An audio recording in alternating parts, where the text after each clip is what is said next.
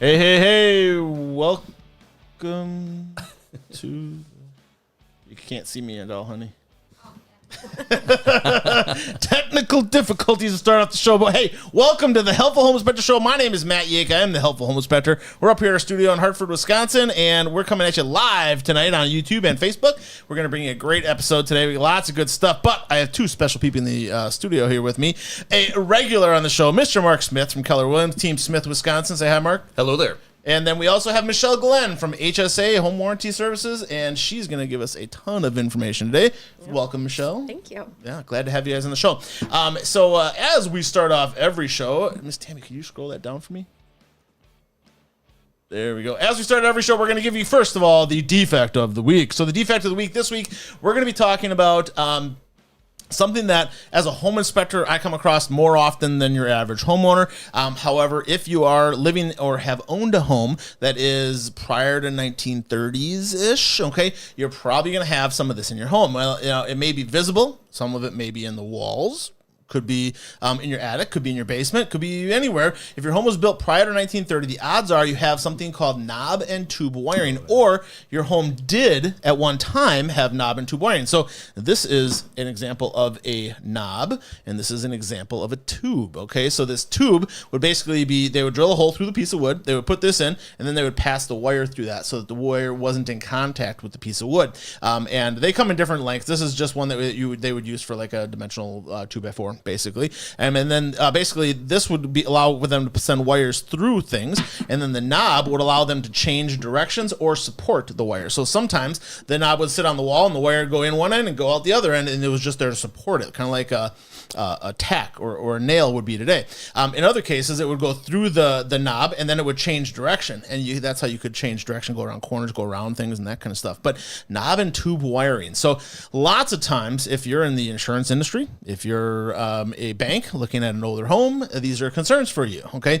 However, most of the time, knob and tube wiring, if not damaged, isn't all that bad. It actually worked pretty well. The only time that it can be damaged and why you would really want to have it replaced or upgraded is if the fabric outside of the wire started to deteriorate, or if it was damaged, or had exposed connections lots of times, which we can see, because back then they didn't use junction boxes. They just made connections and put tape on them and stuff, and that just wasn't acceptable, right? So knob and tube wiring, usually going to be listed as a defect in any home inspection report you might come across, but not terribly bad. You know, in most homes, when they do the upgrade and they switch it out to Romex, right, they do what's visible, but they don't tear into the walls, and most of that knob and tube wiring still is in your walls. Well, I was going to say, yeah, a lot of times when we've been through, they've actually still been live, even though they've got a secondary or whatever it might be that they've already done with a normal upgrade. But yeah, and it's amazing how many times those are still alive. Yeah, they're still alive, they're still hot. And most cases, nothing you have to worry about. If you have it in your walls, it's been there for a really, really long time, and it's probably not going to be an issue.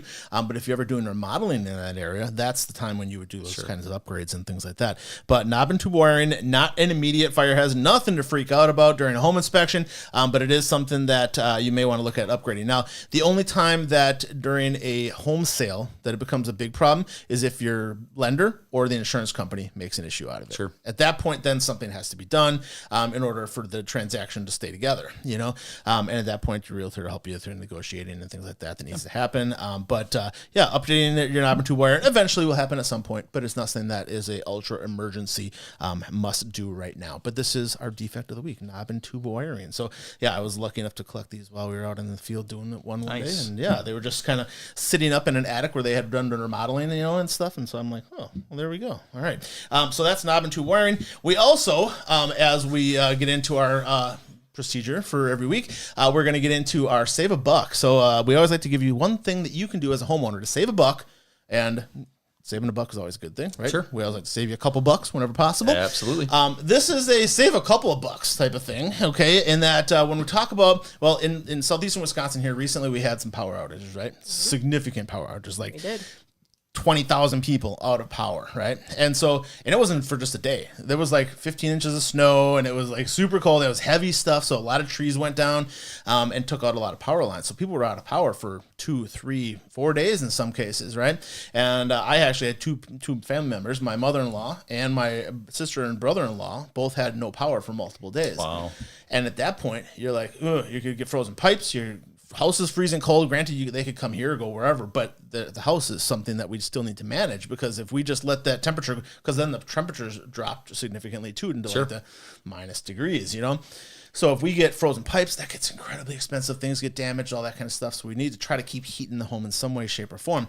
So one of the things that I did at my sister's house and my mother-in-law's house is I went down and I put a bypass on their furnace so they could plug a generator, a cord directly into their furnace and power their furnace, which was lifesavers. Kept their furnaces running, kept their houses warm, and worked out really good.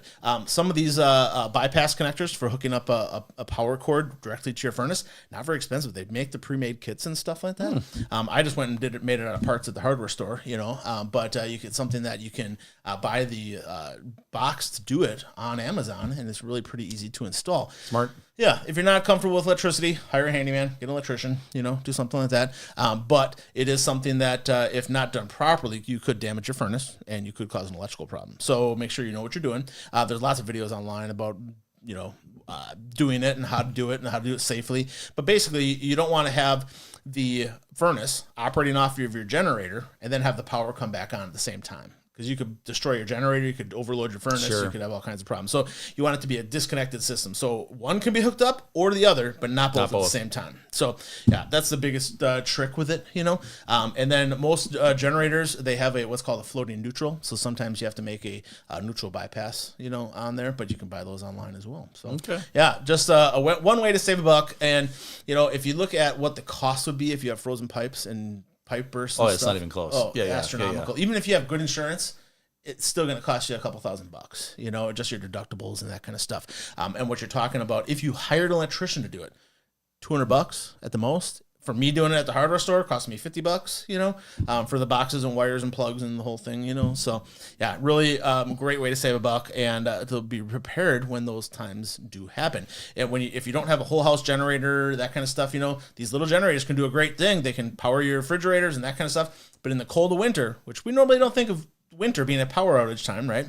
Normally it's the summer, the storms and that kind of stuff. But yeah, it definitely can happen, as we proved here in southeastern Wisconsin this week, or a couple weeks ago. So yeah, I've noticed. I was just going to say, I've noticed a lot of those companies, a lot of the HVAC companies, are now selling the whole house generators as well. That seems to be a big portion of their business now, is doing that as well. Yeah. My son Peter actually works at Generac, and he basically sells contracts to the guys that go out there and sell and install the products and stuff. So yeah, it's a big business, and a whole house generator is awesome. And like as soon as the power goes out, it kicks on automatically. But there you're talking about a $3,000 to $8,000 addition to your home, which it does increase the value of your home. I don't know what the market value increase that might be. It'd be hard to break it down. It's hard to figure out, but depending on the house. But at the same time, to have that versus not having it, it's wonderful, right? It's a peace of mind for people when they're moving in. Yeah, and it runs off of natural gas, so natural gas is never going to stop because that goes underground, you know. So yeah, so that is our save a buck for the week. Now we have our co-host question this week because we have the wonderful Swami, the real estate Swami, Mark Smith, in here to give us a breakdown and kind of what the housing market looks like.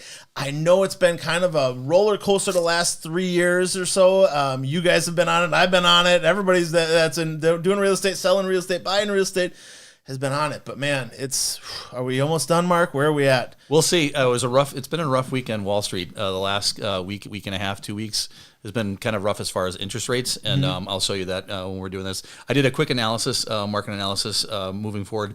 So my team is myself, my wife Sheila, and my son Tanner. We work Waukesha County. We're licensed for the entire state, but we work in Waukesha County, Milwaukee County, the 5-county area, and then we also belong to the Northwoods MLS. So we've been working with a lot of clients that are looking for an up north vacation property as well. But that's our sign right there with our balloons. That's normally what we do with our listings. If you're ever driving on Highway 83 and you see these glowing like foil balloons along the highway, that's Team Smith. Nobody else does it. It's always Team Smith. They know it's our listing. That's right. So Sheila's involved with our operations. She does our operations director. She's also involved with our contracts. I do most of the listings, and my son is involved as a buyer specialist. So for the local market right now, so for Metro MLS, if you look on the left-hand side, so right now there's about 8,000 homes that are active right now in the 5-county area. About 3,500 have an offer on them as far as a single-family home, and about almost 5,000 do not have an offer yet. Two-family or duplexes, 341, 149 have an offer, 192 do not. And then the condominiums, 1,400 are active right now on the market. About 500 have an offer, and about 1,000 do not. So we're noticing like every week since January 1st, it seems to be that the market's moving up. There's a little bit more volume every week. But as far as the scale, it's still a seller's market because there's not enough inventory right now. Yeah. Focusing on Waukesha County, there's 374 single-family homes that are on the market right now. 180 have an offer. About 200 do not. Smaller in the two-family market, nine total that are active. 3 with an offer and 6 without. And then lastly, 172 condos are active right now on the market. 56 have an offer and 117 do not have an offer. So what you're going to notice as things move along and a little bit more inventory, we're going to have more buyers coming out as well. I would say about 3 weeks probably about 3 weeks ago, our phone started ringing a little bit more. The volume is starting to pick up a little bit more. People are wanting to go look. Yeah, a lot of people are thinking about looking, and the interest rates have kind of stabilized a little bit. Mm-hmm. They were on a downward trend. Now they crept up a little bit more recently. And today, so if we go to the next slide, the 30-year fix right now is between 6.875 and 7.125. We haven't seen 7s in a little while. It was starting to move down in the mid 6s, and now it's back up around 7. But I think it's strictly because of what's going on with Wall Street right now. It's been a little bit more volatile. Yeah, But yeah. Well, and traditionally, to be in that 5-6 range, that's right. The butter zone. To be under 5 is unrealistic. If you're waiting around for that, you're gonna be old and gray before that ever happens again. Right. So just keep that in mind. And then you also we always, whenever we have you or Bill on, we talk about the 80s and 90s was 18% interest. Right. That was just the reality. Granted, homes were cheaper back then, but to have it in that 5, 6, 7s isn't crazy. And if 6.8 is offensive to you, well. So what did you say? Date the rate. Date the rate and marry the house, right? Yeah. So find that house, move into it. It's like timing the market. You can't really time the market in Wall Street, right? So you can't time the market there. You can't time it in the real estate market either. Yep. But time in the market is important because think about what's happened the last 3 to 4 years: 10 to 12% increase in equity every year on your home. And the other thing too is any rate that you have is still better than renting. Yeah. Right? Because when you're renting, all your money is going to somebody else, and it's paying off somebody else's mortgage. Yep. So I think that's the best thing is just to think about it long term. Yeah, and when you're looking at purchasing a home, folks, the value of that home, when you hear about home prices are coming down in California, okay, that's minuscule in comparison to what they've gone up over the last 5 years. Right. So if you're talking about the home prices have gone up by $100,000, they're going down by $1,000. So it doesn't compare, but somebody's making a news article that can catch your attention or whatever to get likes and clicks and that kind of stuff. But yeah. Yeah, and I think something that we've noticed being in the Midwest here is that there seems to be the coasts are a little bit more volatile, but as you move into the interior of the country, it seems to be that they're kind of dampened a little bit. We don't get those giant raises and giant lowerings of Bill Miller's actually watching in here. Hey, Bill, how's it going, man? Hello, Bill. Bill, a frequent guest on the show. Glad to have you out there, Bill. He's saying the CPI got clobbered today. It did. Yeah, so that really affects the interest rates dramatically, and that can change tomorrow.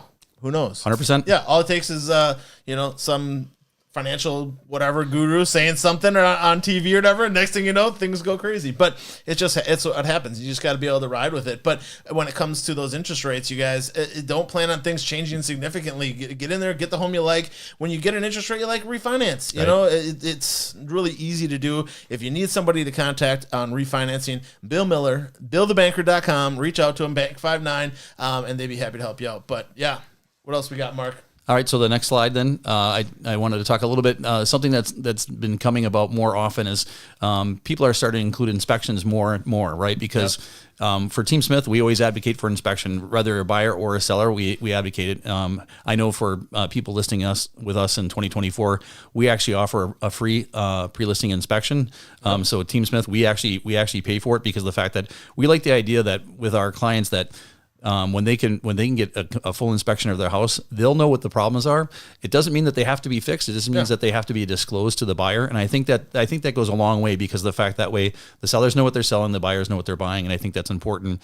So I was going to talk to you about the inspection gap. So the inspection gap coverage, basically, this is a way that you can actually include inspection as a contingency into your contracts or your offer to purchase. Yeah. But what you do is you're actually saying, okay, we want the inspection, but as a buyer, we're willing to pay for the first X number of dollars, like $1,000, $2,000, $5,000 of repairs. So the seller knows they're not going to get nickel and dime. So yeah, they're not going to get nickel and dime. And then the other way it can be written too is you can say anything that's cost $5,000 or less or $2,000 or less, we're not going to worry about. But when it becomes more expensive, that's when we're going to worry about it. Yeah. And that's where that contingency will fall in. So it's kind of it's a reasonable way to look at it. But it makes a negotiation instead of a lawsuit later on. 100%. 100%. And the whole thing for us is when I tell everybody when they're filling out their condition report, I say, it's like going in front of a judge. You tell the truth, the whole truth, and nothing but the truth. Yep. And that way, it keeps everybody on a fair ground. And that way the buyers know what they're buying. And you're doing something that makes more sense. And like you said, legally, that condition report's the one thing that holds that seller and that buyer together after the closing. Yep. There's mold in my attic, but I didn't think it was a problem, so I didn't write it down. Right. Yeah, and then when the little kids get sick or whatever, then you're paying their medical bills, and you're in the court, and just seriously causes you all kinds of headaches and problems.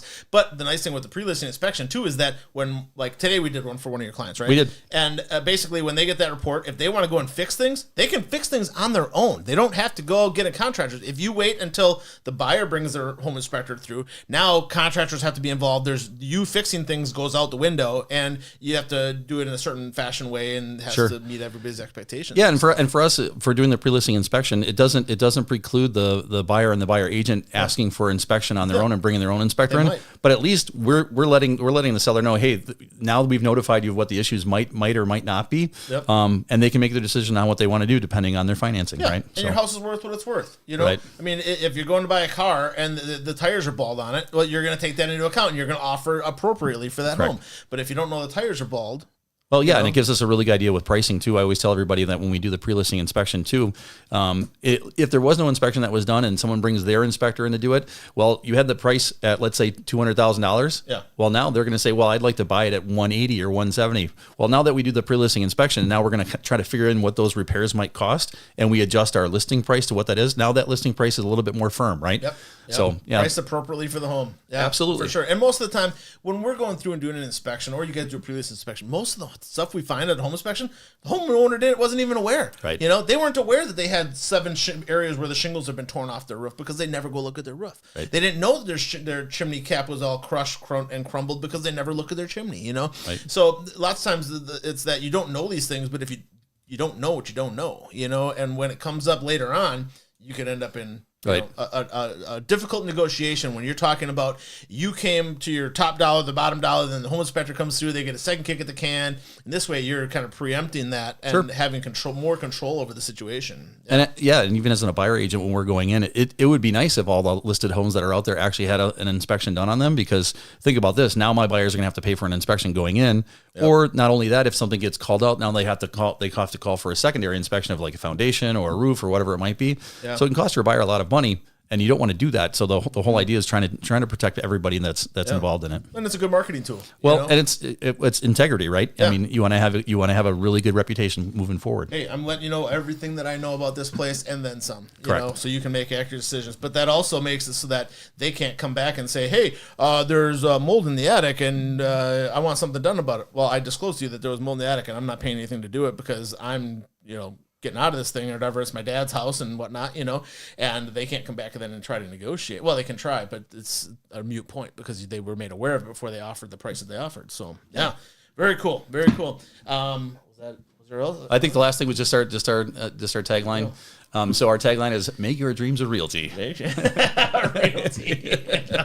No plan words. That's right. No plan words. Yeah. So call us if you guys are anybody's thinking about putting their house up and they're thinking of making a move. Call us at 262-271-6971. We'd be glad to help you out. TeamSmithWisconsin.com. You got it. Yeah, great website too. Thank you. I know you guys just updated that a couple months ago. Yeah, right? we've been updating it, and we've been adding. I'm actually adding a blog to it because of the fact that there's so many questions that are asked. It's almost like a a FAQ. Yep. There's so many questions that are out there. I'm trying to answer those in the blog. Before you leave, or text me your website person. We're looking to freshen ours up a Oh, little bit. for sure. So yeah, very 100%. cool. Very cool. Yeah, and anybody at Team Smith can help you. Whether you get a hold of Sheila, Mark, Tanner, doesn't matter. They're all great, and they'll all be able to answer your questions. And they're like go above and beyond type of people. So just expect that they're going to be holding your hand and working with you through the whole thing. I mean, you just got done loaning your trailer out to somebody to help them move, right? You know, I've been there when they actually show up and help people move. You know, so it's like holy cow, we do a lot. And that one you brought in the community to help everybody move. I mean, you guys have done some crazy stuff, which is awesome. I mean, full service and beyond. Yeah, we try. We try to do our best. Very cool. Very cool. All right. So now what we're gonna do is we're gonna get into our main topic today. You ready, Michelle? I am ready. She's had some time to warm and ease into this whole thing.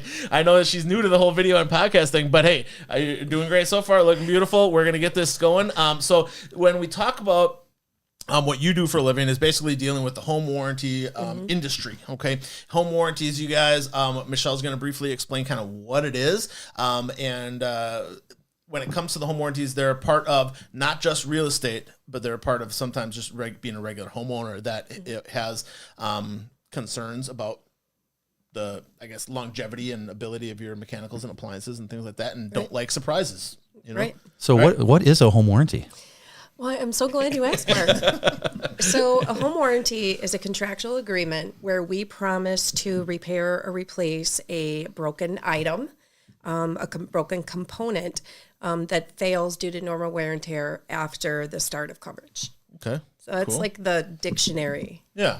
And so basically what she's talking about there is if you get a home warranty and you're 4 months into your home warranty and your furnace takes a puke, right? They're going to come in and they're going to send somebody out and they're going to either repair or replace that furnace and make sure that it is working for you when they leave. And along with that, sometimes there's deductibles, right? What is the current? Well, we don't actually have a deductible. Oh, you don't? It's not like insurance. We used to call it a deductible, but that kind of implies that that's all that somebody pays, then we pay the rest. So we have a service fee where you pay $100, okay. and we have some older contracts where the service fee is $75, and you know that can change. But right now it's $100 per claim per trade. Yep. So if somebody has a plumbing claim and a heating claim that they file at the same time, they're going to pay 2 trade fees because that's 2 truck rolls. So 100 to 100. Yep. Okay. So when the furnace guy comes out to take a look at the furnace, you're going to pay the furnace guy the $100. Or they pay you? It's through our website. Okay, Like through it's your automatic. website. Yeah. Before when they file the claim, they pay the $100. Yep. Right. Yep. And then HSA pays the remainder of the service fee just to get the guy out to the home. So we have some skin in the game too. Yep. To make sure that the vendor's going out there and providing that service, and the vendor bills us for just the truck roll just to get them out there. Sure. Yeah. Now, when we talk about these home warranties, we're talking about breakdown of different mechanicals and appliances in your home. Right. We're not talking about roof leaks, right? We are talking about roof leaks. Sometimes roof leaks are covered. Yeah, we actually, in our base plan at HSA, for single families and multifamilies, we actually include $750 worth of roof leak repair. Oh, okay. Yeah. Cool. I didn't know that. I learned something new today. That's something new. Yeah, write that down. Yeah, write that down, Mark. But when it comes to these the home warranties, we're not just talking about single family homes, right? What are we all talking about? All residential dwellings. We'll do single family, townhomes, condos, multiplexes up to 4 families. It's got to be straight up residential. We won't do any commercial. We won't do mixed use. Yeah. It's just straight up residential. What if somebody's renting? That's okay. So I had that question today. So somebody called and said, well, this woman is buying a property, but she's not going to be living there, and she's just doing short-term leases, 6 months. Okay. So is that what happens to her contract? Well, as long as she still maintains ownership of that home, we don't care who lives there. We don't care if somebody's renting it out. Sure. Or living there themselves. It doesn't matter to us as living there. Sure. So she's the landlord essentially, Right. and she can have a home warranty on that property. Right. And then she doesn't have to have a handyman, or it's going to come and she just has a I warranty think company. I think that's great, especially if people are looking at investment properties or Airbnbs to have them have a home warranty. That makes a ton of sense. Yeah, because you don't know who's in and out on a regular basis. You might have that for a short term lease or whatever, but it's really nice to have that as a backup. As can't call it insurance, but it is helpful, I think. Yeah, for sure. Well, and it gives you that you don't have to have a furnace guy in your pocket. You don't have to have a plumber in your pocket. You just have to have HSA in your pocket. Right. And that works at one number. Hey, I got a tenant at this address calling with a water heater's not working. Right. And they send the guy out, That's you know? right. Yeah. So cool. All right. So it handles single family homes, older homes, condos, townhomes, duplexes, triplexes, fourplexes, new construction, and mobile homes. Yeah. Really? I didn't know mobile homes would be in there because they move. You know? Well, they've got to have a permanent foundation. Okay. Yeah, Okay. not the kind of mobile homes that you Not attach like an to your RV. trailer. Not an Not an RV. RV. Not a fifth Like- wheel. Not a fifth wheel. my fifth wheel. There you No. go. Yeah. Oh, that's great. But generally speaking, home warranties are going to cover furnace, water heater, refrigerator. Yep. Stove. So I can make it really easy. We have an acronym, and it's PREACH. PREACH. So P is for plumbing. That'll be plumbing failures like drain line stoppages, pipe leaks, water heater leaks. Yeah. And then you've got roof leak repair. Sure. Then you've got electrical failures like a panel that has failed, an electrical switch, electrical light fixture, anything electrical that fails. And then we've got kitchen appliances with washer and dryer is optional, and then cooling and heating. Is garbage disposal in there? Yep, that's plumbing. Okay. All right. What about now? You said I didn't know the plumbing leaks were in there, but like the sewer lateral backups and things like that. Yeah, it's our coverage is going to cover items that fail within the foundation of the home. So as long as it fails within the foundation of the home, Sure. we're not So going to be able. tree roots damaging it outside is not covered. Correct, because that's actually Mother Nature. Yeah. Palmer valve failing in your home, that's covered. Right. Okay. Gotcha. Well, Palmer valve actually is not something that is in our limitations. Sure. But if you do have a drain line stoppage and it's just due to muck and just due to normal wear and tear, as long as we don't pull back tree roots, you should be okay. So like if it was cast iron and damaged, Yeah, that's okay. that's okay. But Palmer valves, you guys have in older homes, specifically southeastern Wisconsin, Milwaukee here, they had a valve that was built in there that had a flap that would open up. If the sewer line was backing up, it would go out into the storm sewer and go out into Lake Michigan, which was a bad idea. Another story. Whole other story. But those could fail frequently, you know, and so for that reason, as a home inspector, I basically disclaim them because subterranean drains I don't verify, you know, and I'm not going to get, because as soon as I go in there to try to operate the things, you know, the thing's going to break off and then I'm going to be responsible for whatever. So it's something that most people are going to disclaim on that. But having that drain blockage in there, that's kind of cool. Yeah. But that kind of gives you the basics of what is covered by the home warranty and where the home warranties get into as far as your homes and that kind of stuff. So yeah, so cool. Now, as far as how claims are handled. So you were using the furnace. So my furnace stops working, right? What do I have to do as a homeowner that has a home warranty with HSA? What do I got to do? The first step is always to file a claim. We have a website that the homeowner can go to, myhomewarranty.com. They file the claim. That's going to be if it's under or over 32 degrees. Okay. Under 32 degrees, we want to make sure that we get out there a little bit faster than the 2 business day guideline. Become a bigger problem. So they're going to want to call the 800 number that we have, and they will want to speak to an actual human being that we have at our call center. 24/7? Or Yep, oh, really? 24/7. Okay, so if it happens at 3 o'clock in the morning, HSA is there to answer the phone. Yeah, and take care they'll of you. actually ask them, find out, they'll go and log on to the internet at the call center and they have their address and they'll go and Google the weather and just say it's 32 degrees or below, we're going to file this as expedited. Then what they do is they start the process of trying to locate a vendor, and chances are those phone calls don't get made until 8 a.m., right? Because a vendor is not going to answer their phone at 8 Some of a.m. them do. Rarely, though, yeah. There's a couple in the area here that I know are 24-hour service. Well, and Tanner, so personal experience. So Tanner bought a home in the border of Milwaukee. It's Milwaukee County, so Wauwatosa over by Mayfair Mall. Furnace, the fan was going on, but it wasn't kicking on. The heat wasn't actually kicking on. And I remember I'm like, well, you got your home warranty, I guess. And this is only probably like a month and a half, 2 months into owning the home. And it was amazing. I'll be honest with you. I was amazed how quickly they got there because made the claim. That I think that company was there within an hour and a half, maybe 2 hours. Yeah. Because we were still there and we were in the basement looking at like, I'm a dad, I can look at this. I'm looking around.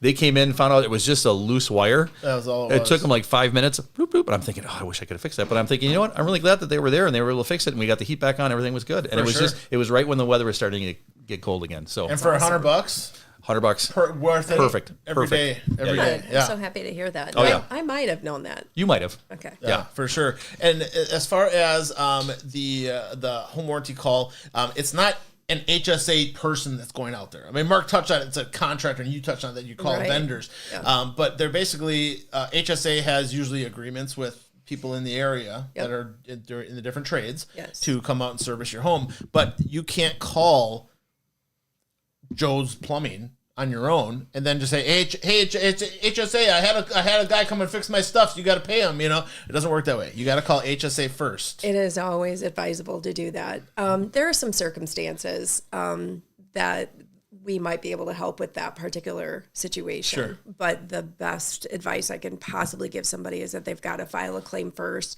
Somebody might want to use their own vendor, but let us at least go to the home first, get a diagnosis, review coverage, so then there are no surprises. That person knows exactly what's covered. Then they can go and use their vendor, and then we reimburse them what we would have paid. So they can use their vendor. Just let us get through that particular step. Yep, yeah, for sure. And the part of the thing that you guys have is a lot like when we talk about like health insurance and stuff. You guys have vendors that agreed to the prices that you guys are going to pay. Right. And because there's limitations in the home warranty policies, right? They spend a certain dollar amount, up to a certain dollar amount, and that kind of stuff. Right.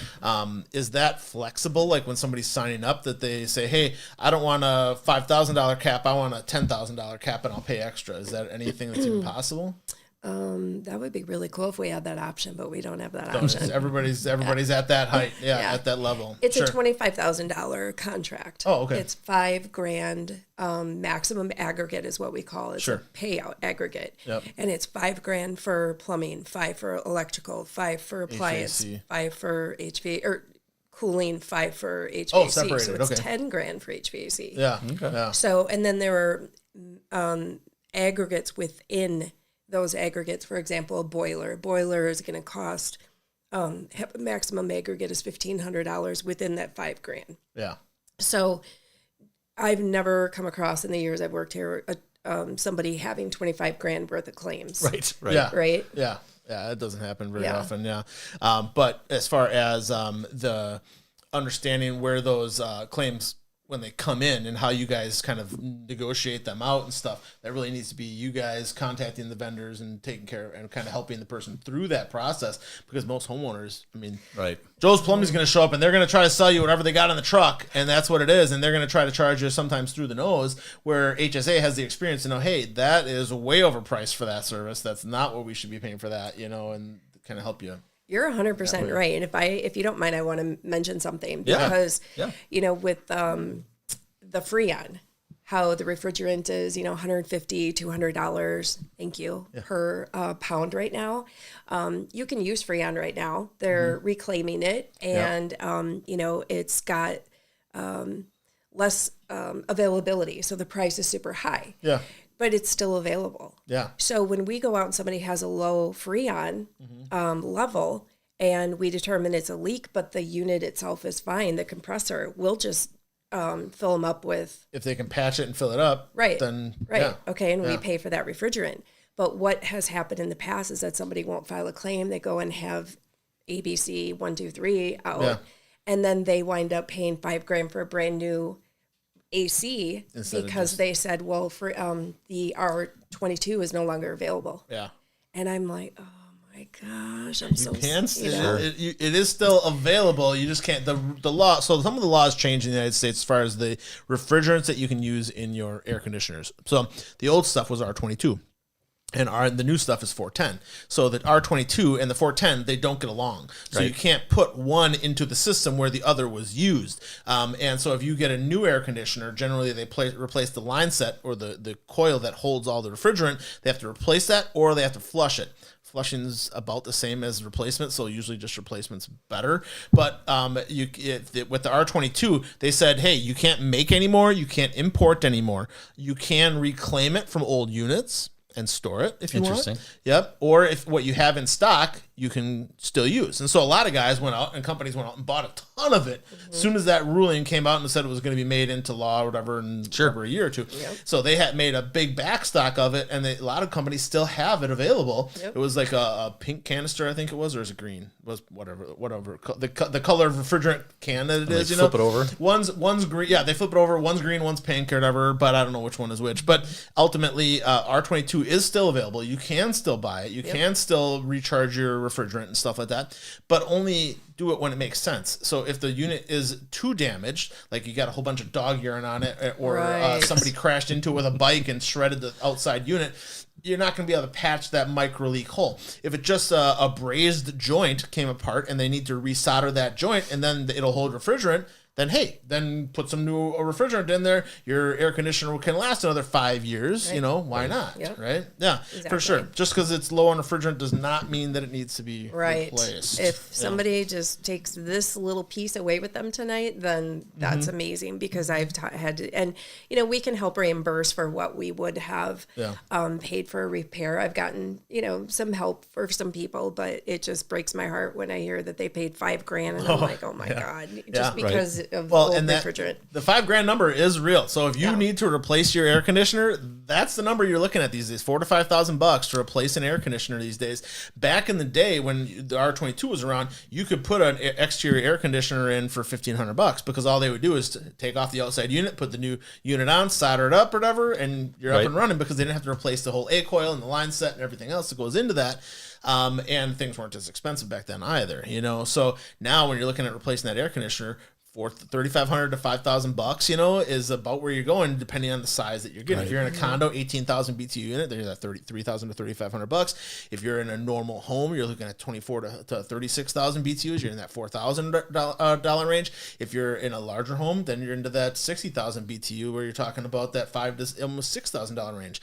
Now, one of the things that I've heard in the past with the limitations on the home warranty is if you want something more expensive, like say the refrigerator dies, and the home warranty company will replace it with a similar model, right? Is essentially the rule. Now, if you want an upgrade, can the person pay for the upgrade separately? Yep, absolutely. Okay. So you could pay. So if you wanted, you had a Hot Point refrigerator. Okay, not that anything's wrong with Hot Point. Okay, but if you had a Hot Point refrigerator and you wanted to get a GE profile, right, $1,000 more expensive refrigerator, but it's got ice and water in the front and all these other nice features, video screen on the front, whatever, who knows, and you want to upgrade, you can pay the price difference and upgrade that. But the HSA is going to say we cover up to this dollar amount, because that's what the similar model that you had would be to replace it, right? So and you could do that with furnaces, anything, right? Essentially. Yeah, well, we have a really cool HVAC program, and if somebody wants to do that, they don't even have to have a failed furnace or failed AC with this new program, because we have national pricing. Sure. We have this really cool program where, say, Mark's like, all right, I want to upgrade my AC because my old unit is not efficient anymore, but you know, it hasn't failed and I don't want to wait. So all he has to do is, because he has a home warranty, right? All he has to do is just go ahead and hit it with a sledgehammer. Is that no? That doesn't work. That doesn't work. Technically, yes. In this case, he could do that. It wouldn't matter because we're not going to cover it warranty wise, right? Yeah. But he goes and contacts our HVAC upgrade team, and then he gets put into the program, and then we have a vendor that's within the program, and then that vendor goes and gives him up to 50% off of retail pricing for a new unit. Oh, wow. Yeah. Whether it's failed or not, it doesn't matter. It doesn't have to fail in order to take advantage. So that's where we just rolled that out. So that's kind of exciting. Very cool. That is new. And the sledgehammer thing was a joke. I had a client in the past that they basically had a home warranty, and at like 9 months of the home warranty, they decided they wanted a new refrigerator. So they damaged the refrigerator. The home warranty guy came out or whatever and looked at it and said, dude, you damaged this. There's no way this isn't like normal wear and tear. Yeah. And it's like, no, it just happened, you know? And so, that's fraud. That's fraud. Don't commit fraud. Okay. Home warranty claims are things that happen on their own, just from normal wear and tear, not from you doing anything. Right. If you run your car into the refrigerator in the garage, that doesn't mean that the home warranty company is going to replace it. Okay. No. That's not how it works. But So the next thing that we're going to get into is going to be the benefits during a real real estate transaction. Now, Mark touched on a little bit, right? Yep. So home warranties can be a benefit to buyers and to sellers, right? Correct. On both sides. So how does that play in? Yeah, so I was going to actually mention that, the fact that every time that we work with a buyer or a seller, we actually offer an HSA warranty to them, and we actually go through it with them, kind of explain the benefits. We tell them about the website, and then they have the choice of whether they want to accept it and take it. I think the normal price is, and correct me if I'm wrong, for a single family home is $520. And then you can pay for upgrades. And I think there's like a 7-star that you can pay for individual upgrades and different things. But we do that on the buyer side if they're looking to buy a new home, or we do it on the seller side as well. And on the seller side, you can have them offer a home warranty, which is a nice benefit. Like, hey, come look at my house. Not only are you going to get this wonderful house, but you're also going to have a 1-year home warranty. And we do that for the seller, for the benefit of the buyer. But then you can also include the seller and the buyer from the time that the accepted offer happens. When that gets signed up, you can actually cover the seller all the way through until closing, and then after closing for the buyer as well. That's awesome. So I think that's a great idea. Not only that, but there's enough stress in the whole buying and selling portion that if you have that home warranty during that time period, it kind of takes a little bit of stress off those people. Because the last thing you want to have happen is 2 days before closing, all of a sudden something happens with the furnace or Murphy's something. Law says that's what happened. It will. Yes. And I've had it happen with clients before where that's actually worked out for them. So we offer that, and depending on the home and depending on how old the appliances are, because there are some people who update their appliances on a regular basis. There's other people who say, I'm selling my house as is. Yeah. And you're like, oh, okay, well, come take a look. So we come and see them, and they've left everything pretty much the same as it's been for 30 years.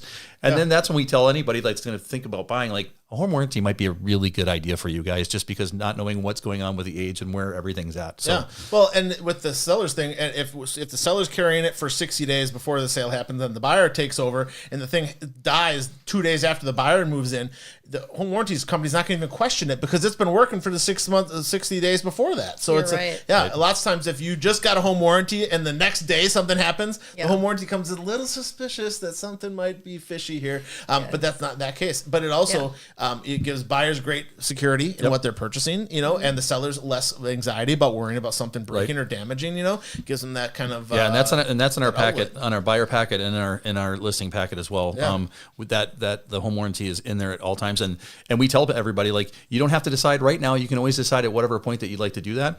We do like to have them do it, like, at that point, make a decision. But then we have a place where they can sign to agree to it, and then that gets rolled into their closing as far as the financial. And then if they want to waive it, they can also waive it. I mean, it's completely up to them. I mean, we live in America, so you can decide what you want to do. Yeah, for sure. But that $520, $520, was that what it was? And the prices that we're quoting here, you guys, this video is going to be on the internet for a long time. So just because it's $520 today doesn't mean it's going to be $520 tomorrow. So go to HSA.com, online HSA.com, and you can find out what the current pricing and stuff is, or contact one of their sales reps. Yes, please. I am the sales rep for the area. There you go. So you want to reach out to Michelle. Her number is 414-698-5823. Again, that's 414-698-5823 in the replay. Tammy will put it up in the bottom there for us. So, but as far as the $520, I mean, you're gonna get more value in that $520 and what people are gonna offer for your home because you have a home warranty. They're probably gonna offer you more than $520 over what they would originally without that home warranty have offered on the home, because they feel more secure in the appliances, the mechanicals, and all that kind of stuff. And they know that it's for that first year when a new person buys a house and you have a lot of expenses going into that home sale. Closing costs, new furniture, moving expenses, everything else, insurance, deductibles and all that kind of stuff being paid. You have so many expenses in that first year to know at least for that 1 year that seller paid for that home warranty, you're not going to have to worry about it. That's right. Has huge value to buyers that are looking to purchase your home. So so very good idea on both the sellers and the buyer side. So but let's talk a little bit about budget protection. That also comes into play with the sellers, right? When we're talking about what they're spending to move out of the house and that kind of stuff, and what they need to have set aside to get into their new house, right? So you kind of come up with a budget and say, hey, I need to have this when I get done with this transaction. That home warranty can protect that. Sure. What you guys agree to, right? Yeah, I mean, I think the whole idea is that you want to take any of those things that happen that are just giant surprises that nobody's thinking about, but taking someone who's thinking about the equity that they're getting and they've got a number in mind, like, okay, if we do this, this is where we're going to be at equity wise. Well, then the furnace goes and you don't have a home warranty. The furnace goes like, oh, that's $8,000, right? Or the HVAC, the AC unit and the furnace go. Now we're looking at over 10 with everything involved. So the whole idea that you are protecting that at least for that portion of the time, but getting a home warranty. And I think the other thing too is that I'm amazed on how many people who have a home warranty when they first move into their house and then they extend it. And they keep that home warranty throughout, because think about this, average time that people live in a house is 10 to 12 years. If you kept that home warranty for that 10 to 12 years and you're only paying the $500 a year for that home warranty, think how much that could pay off every single year. I mean, in the case that something would go wrong, right? Yeah. So I think having a home warranty, not only for buying and selling, but for the longevity of your home is not a bad idea. Yeah. Now, when you get it on the seller's side, how long does that I mean, because we're in a market now where the sellers aren't selling their houses for 6 months, right? They're selling their home normally for 3-4 months sometimes. Right? On the market? Yeah. On the market? Oh, actually, so if you think about it, if we put a house on the market, let's say everything else is even, right? This isn't a great, super, super fantastic house, and it's not an awful house. It's somewhere in the middle, like right in the middle. Yeah.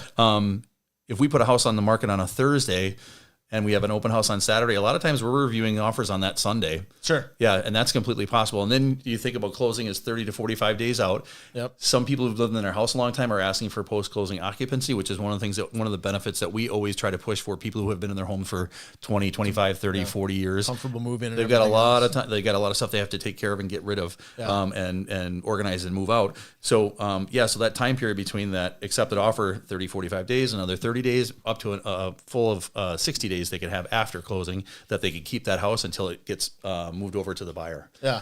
Now, how long can a seller carry that home warranty and be covered? I mean, it's up to 12 months for free. Okay. So HSA offers free seller's coverage as long as they're agreeing to pay for the buyer plan, or perhaps someone is paying for it. An agent can gift it, that kind of thing. So as long as the buyer plan is going to be paid for after closing, they'll get free coverage during the listing, and it's up to 12 months, but in 6-month increments. So we have to get it extended after 6 months. Sure. Okay. So that would cover them for up to 12 months, and then cover the buyer for up to 12 Another months. 12, yeah. Yeah, and then the buyer could have the option to take it on themselves if they choose to. And we have a really high renewal rate of 75%, and I know that my company is working on increasing that, so I would be surprised if that's old. I would think 75%. That's actually really, really good. I was thinking about 50% or more, but yeah, I think, and especially if anybody's used it in the first 12 months, they realize how valuable it is. Oh yeah. Yeah. Then I think that's probably where people are like, ooh, we should do that again for sure. Yeah.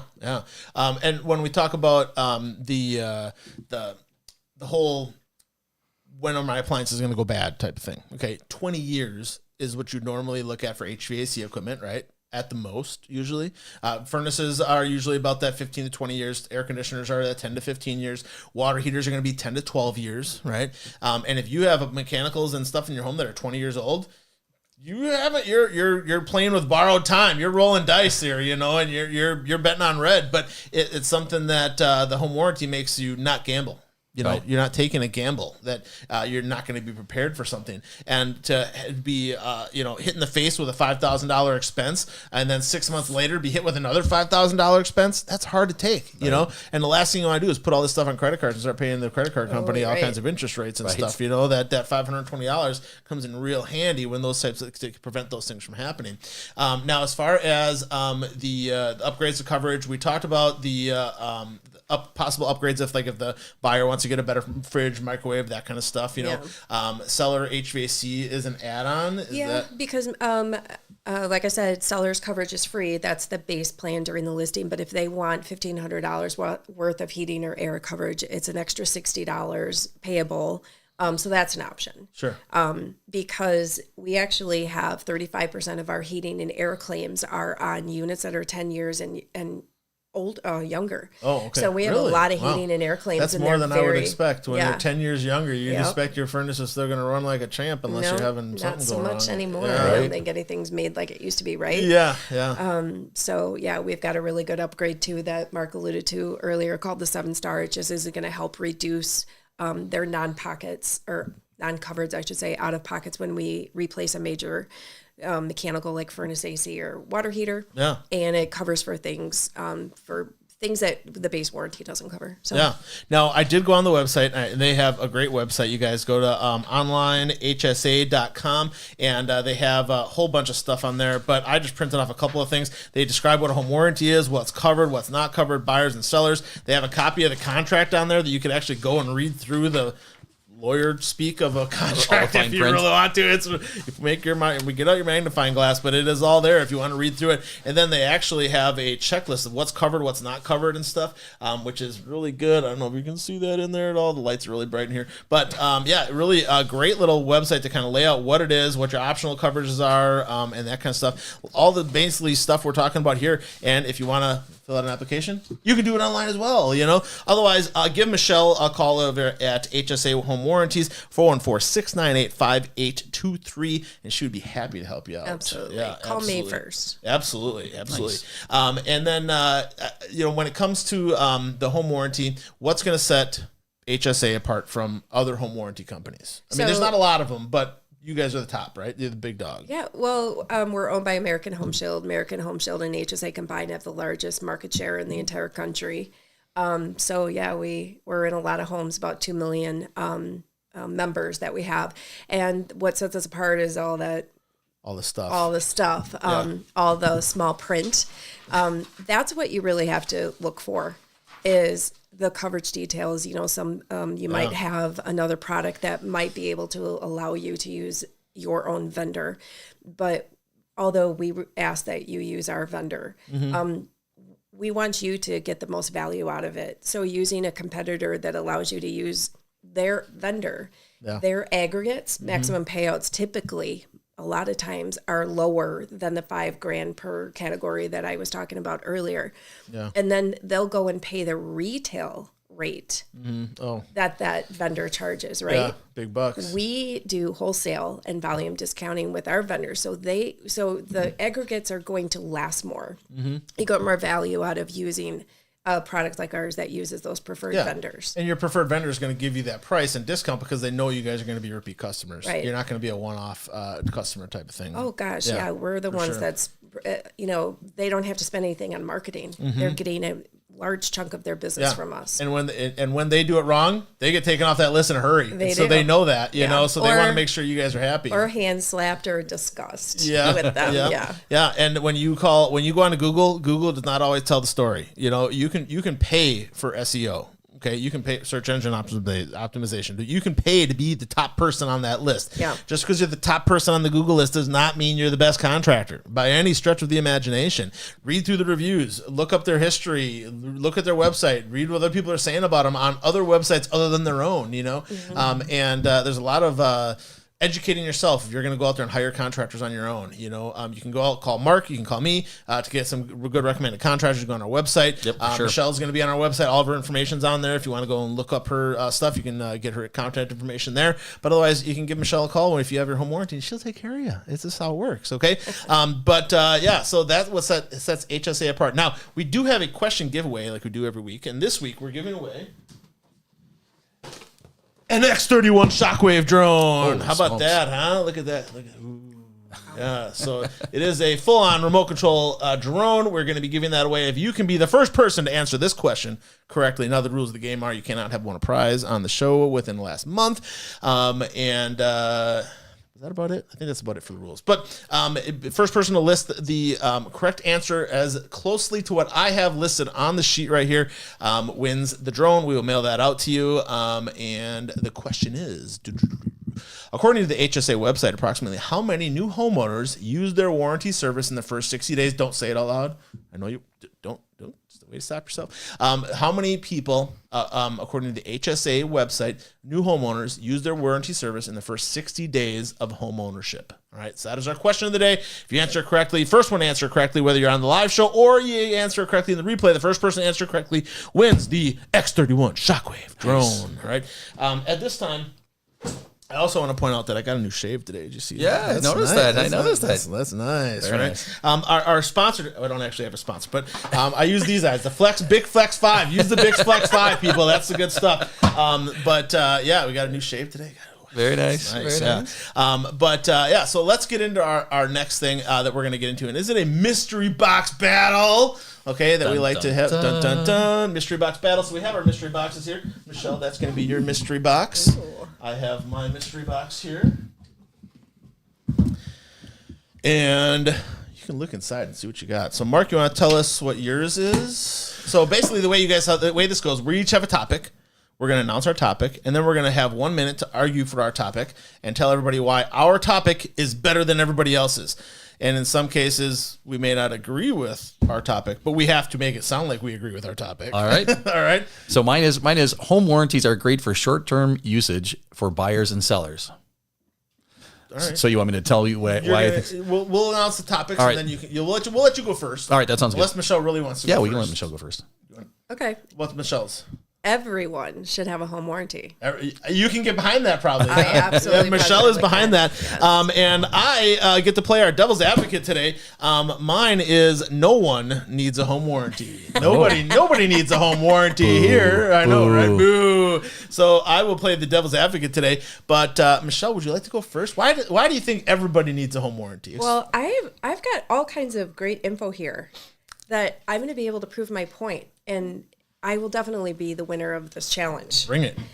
Okay, 8 out of 10 buyers want a home warranty. They want that peace of mind.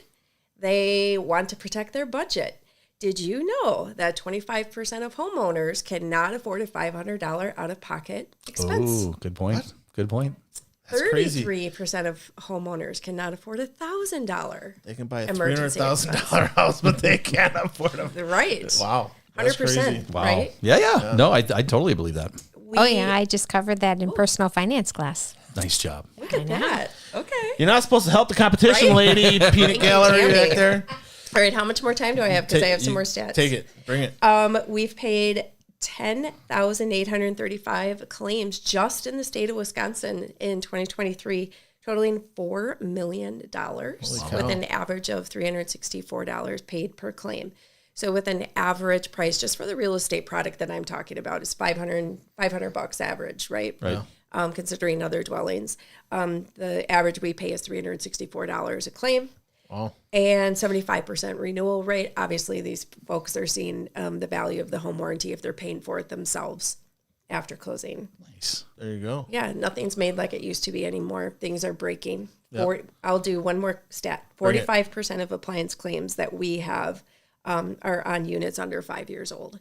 That's great. Oh, and like you said before, 10 years on furnaces and Yeah. stuff. That's crazy. Things are breaking all over the place. So if someone doesn't have a plan, if they don't have that money in their pocket, if they want to spend their money on travel and new furniture instead of a new furnace or water heater, they need a home warranty. There you go. All right. She right. made her argument. Can't fault her for any of those points. I believe Mark actually backed up some of those points in his nodding of his head over Absolutely. there. I'm with her. You're not supposed to help out the competition. I'm with her. All right. What do you got, Mark? All right. You're So, next. so 100% of our clients are offered HSA warranty when they either become a buyer client or they become a listing client with us. So that's 100% of the time. I would think that I bet our percentage has got to be somewhere between 65 and 75% that end up with a home warranty, depending on the situation. A lot of times they won't do it if it's a brand new build or if it's a year old. Sometimes they won't do that because there are already some warranties that are involved in the home as it is. Yeah. But I think the best thing about buying or selling and having a home warranty, it doesn't preclude them from keeping a home warranty, right? So we get them in, they love it, they realize that it's got a huge benefit to them and trying to help them out with, okay, this is something that might minimize my losses in case something happens. They can always sign up again for the next year and the year after and the year and the year. And there's some people who have a home warranty for the entire time that they're in that house or condo. That's true. So I think we've got it pretty much. I don't even think you need to go into yours, actually. I have to, because if I don't, Joe Public out there That's is right. going to get all over. You guys didn't even talk about that. Okay, I'm going to be the devil's advocate here. Okay. Now, I am a big believer in home warranties, but there are times maybe where it's not necessary. You buy a brand new house. You got brand new appliances. They're all under warranty, right? Why do you need a home warranty for the first year, 2 years, 3 years? Yes, she may be right that things go wrong occasionally, but you know what? There's less of a risk with that because there is some stuff. Now with a builder in a new construction, you have 1 year builder warranty, so that may cover all that. I don't know what's all covered with that, but Is it zero risk though? I don't know that it's zero risk, but it's low. It's low. But it's not zero. Is it worth my $500? I just bought a brand new house. So yeah, everything's brand new. I don't need to get it inspected, right? Ooh. Wait. Yeah, where am I you get talking inspected. here? You gotta get Hold inspected. on. You got to get inspected. Yeah, there's still lots of bad stuff that happens in new houses. But the other thing that a lot of times people say, and you've taken these phone calls from these people that they tell you that they think you're a sham or whatever, Yes. and they basically say, well, I'm going to save my $500 and in 5 years I'm going to be able to afford my new furnace. That's probably not true because the furnace is $5,000 and in 5 years you'll have paid $2,500 in home warranties, but that's just your furnace. But I'm arguing against myself. I gotta forget my point here. So, yes, if you save your $500 and nothing goes wrong and the world is perfect and harmonious for the next 25 years and you sell your house, yes, you may have saved some money. The odds of that happening, it's debatable, you know? Right. So while I am trying to be a devil's advocate, it also is something that you got to understand that this is, while it's not insurance, it's cheap insurance, you know, and can prevent you from having major problems and stuff like that down the road. But it is something that it's got to be right. It's not right for everybody. You know, some people you don't need to worry about it. You know, if you're renting, probably not a big concern for you for some of these appliances because the landlord's going to be responsible for them, but it covers you in timely fashions and all that kind of stuff. So there's reasons to do it as well. But not for everybody, but it is something definitely you should consider.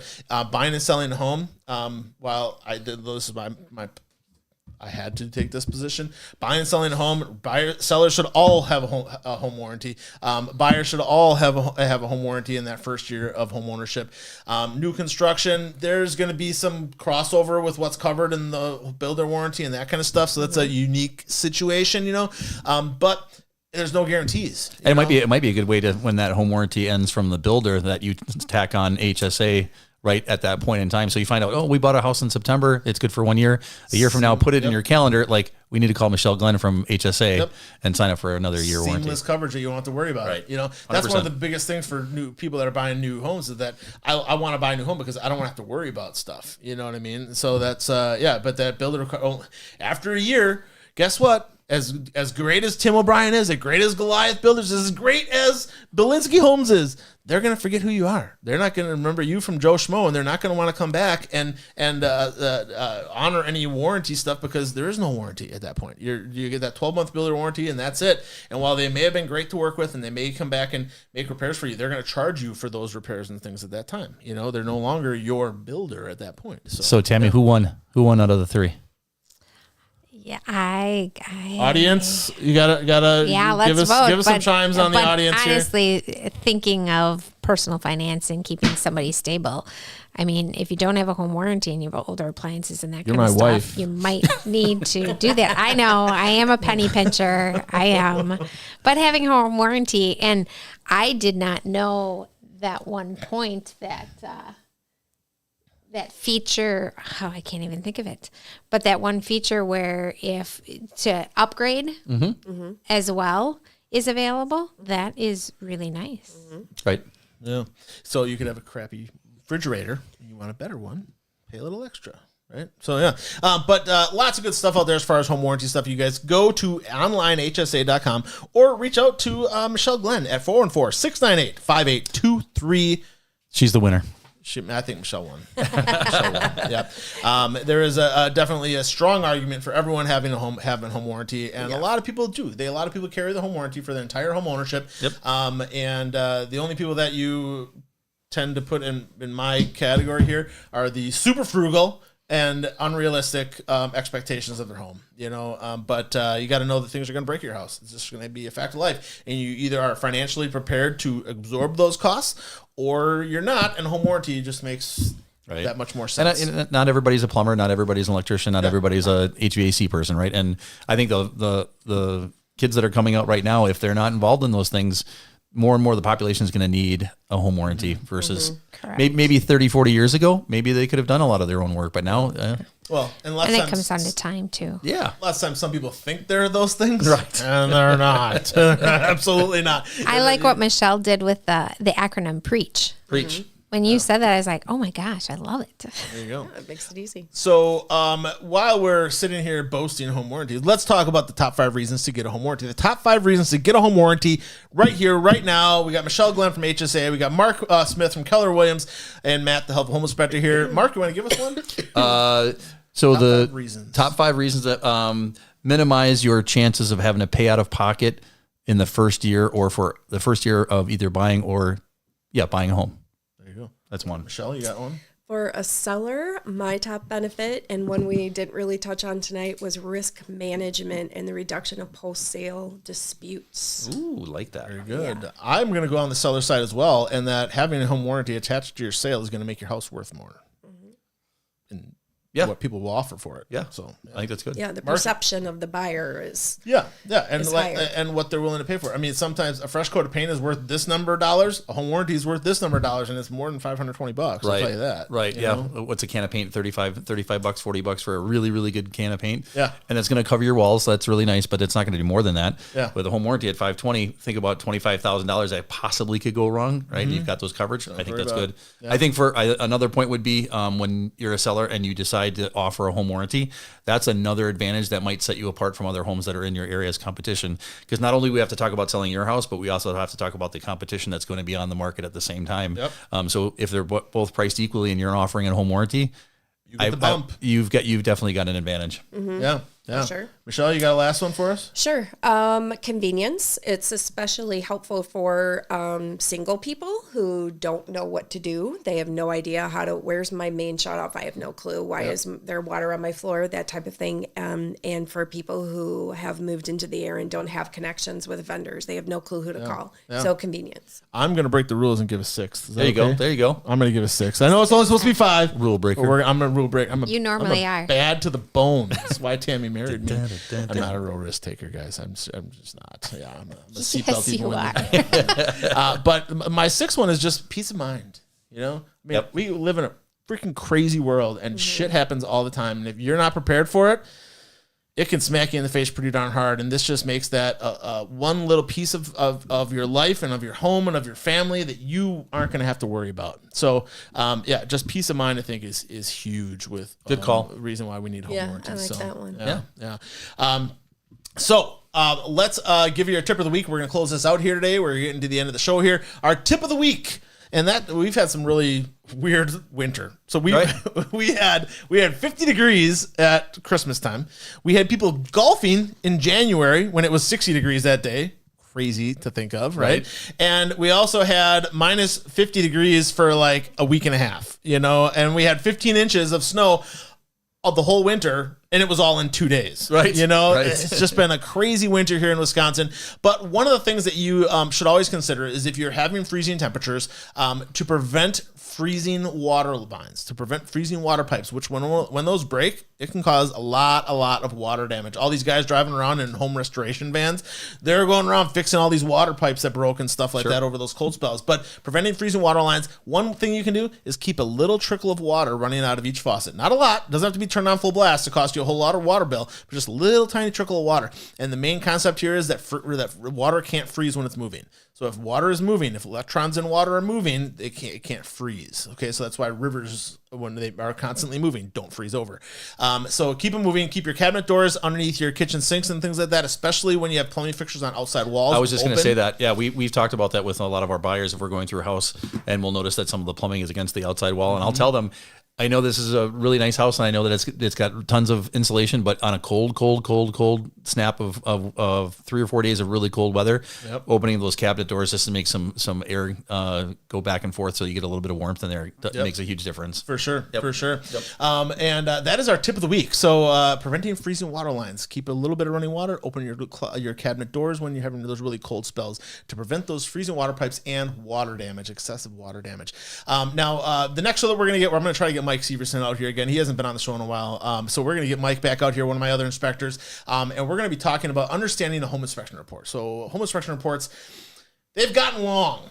They've gotten big, and they've gotten big for good reason because digital pictures have come about, right? And so it takes up a lot more space when you talk about the old days, a home inspection report, and there's still some guys out there that only put 10 to 15 pictures in a report and call it a day, right? Our home inspection report is going to have 150 to 200 high-quality, large digital pictures so that it helps not only the home inspector communicate the conditions to the buyer, but also the realtors, the buyers, and it helps them communicate all that stuff during negotiations or anything like that to the sellers, the listing agent, and that kind of stuff. People that weren't there that day can see exactly what we're talking about. So inspection reports have gotten longer. They have a lot more little intricacies and stuff like that. Some of the state rules with the requirements for home inspections has changed recently. So Mike and I are going to kind of get into understanding a home inspection report, what to look for, where to look for it, and how to understand what is actually in a home inspection report. We're going to also have two little subtopics. We're going to talk about inspecting a home in the winter and how that is different from us inspecting a home in the summertime and what to expect. Okay, and there's certain things that I can do in the winter that I can't do in the summer,